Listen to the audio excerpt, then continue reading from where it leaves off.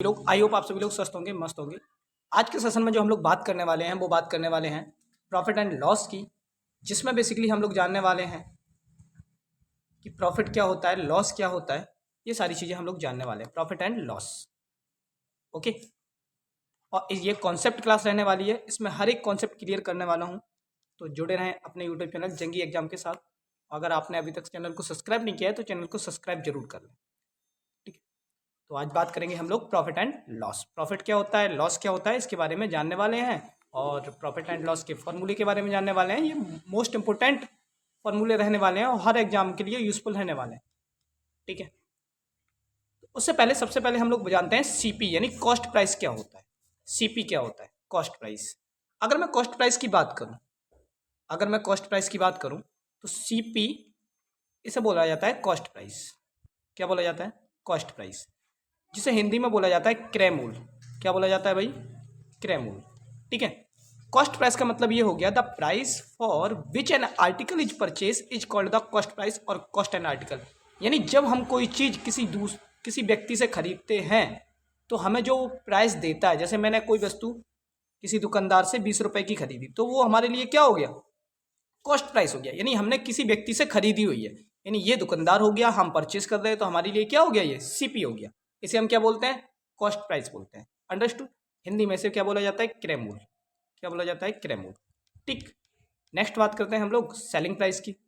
अगर मैं selling price की बात करूं, किसकी बात करूं, सेलिंग प्राइस की, तो सेलिंग प्राइस बेसिकली कुछ नहीं है, जैसे हमने अभी देखा सीपी यानी कॉस्ट प्राइस को देखा था, ठीक है, वैसे ही हम इसको बोलते हैं selling price, SP, short form में बोलते हैं एसपी। अच्छा, इसे क्या बोला जाता है, इसे बोला जाता है विक्रय मूल्य। क्या बोला जाता है, विक्रय मूल्य बोला जाता है। ठीक है, the price at which something sell how much the customer pay. यानी कहने का मतलब ये हो गया, हमने किसी दुकानदार से कोई चीज़ खरीदी, ठीक है, ओके, हमने कोई दुकानदार से कोई चीज़ खरीदी, हमने उसको खरीदा 20 रुपए में, तो हमारे लिए तो ये सीपी हो गया। लेकिन उस दुकानदार ने मेरे को बेचा, वो उसके लिए क्या हो गया, एसपी हो गया। अब मैं अगर यही चीज़ 20 रुपए की 25 में बेच रहा हूँ तो मेरे लिए ये क्या हो गया, एसपी हो गया। क्या हो गया, एसपी।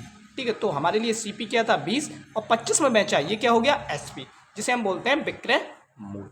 ठीक है, अब आगे इसी में हम लोग प्रॉफिट एंड लॉस जानने वाले हैं।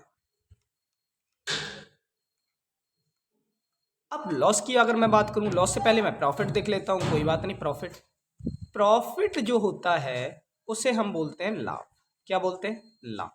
ठीक है, प्रॉफिट को हम लोग क्या बोलते हैं, लाभ बोलते हैं, लाभ।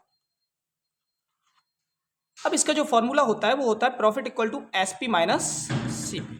एसपी माइनस सीपी, अब इसे समझना, एसपी माइनस सीपी का मतलब क्या है। एक बात बताना, एसपी अभी मैंने क्या बताया तुम्हें, सेलिंग प्राइस, सीपी क्या बताया, कॉस्ट प्राइस।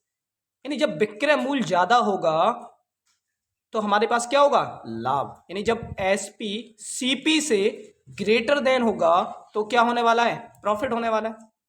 इतनी बात समझ में आ रही। यानी जैसे हमने कोई वस्तु 20 रुपए में खरीदी, उसे 25 में सेल आउट कर दिया, तो एक बात बताना, जब 20 में मैंने खरीदी, सीपी मेरे लिए 20 हो गया, 25 में सेल आउट कर दिया यानी सेल कर दिया, तो मैंने 20 से एबव यानी 25 में सेल आउट किया, तो बड़ा नंबर क्या है, 25 एसपी।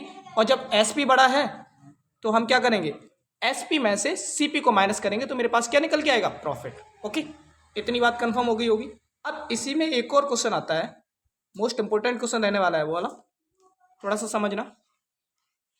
और अगर आप पहली बार हमारे साथ जुड़ रहे हैं तो अपने यूट्यूब चैनल जंगी एग्जाम को सब्सक्राइब जरूर कर लें।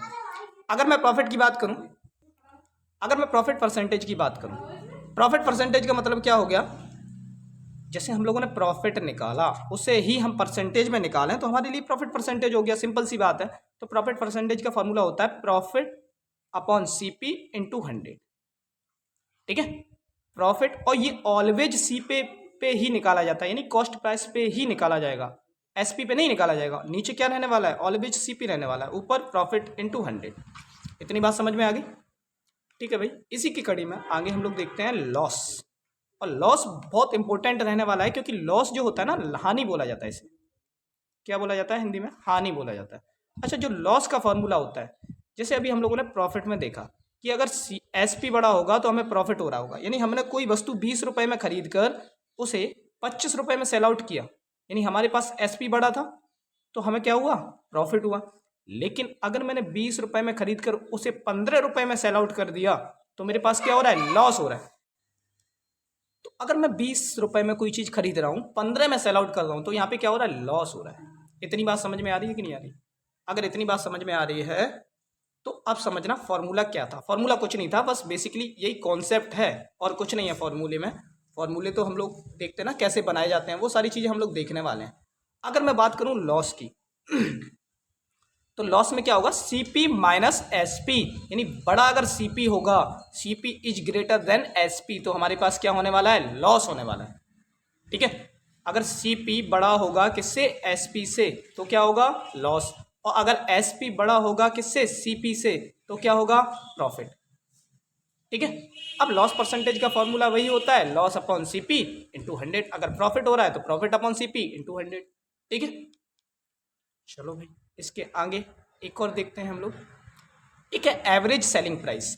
ये इंपॉर्टेंट बहुत रहता है, ये ज़्यादातर पूछा जाता है एग्जाम में कि सेलिंग प्राइस का एवरेज क्या होगा। देखो इसको मैंने थोड़ा ड्रॉ करके समझाना चाह रहा हूँ। The average price of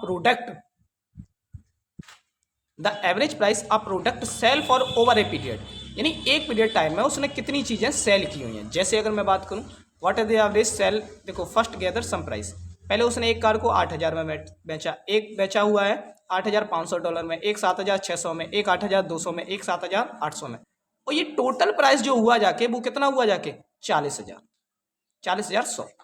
total price कितना हुआ जाके 40,100 प्राइस टोटल हुआ जाके। अब ये टोटल प्राइस का अगर हमें एवरेज निकालना है तो हम क्या करेंगे, हमें ये जो टोटल प्राइस गिवन है ना, ये जो टोटल प्राइस गिवन है ये वाला, इस टोटल प्राइस को रखना है।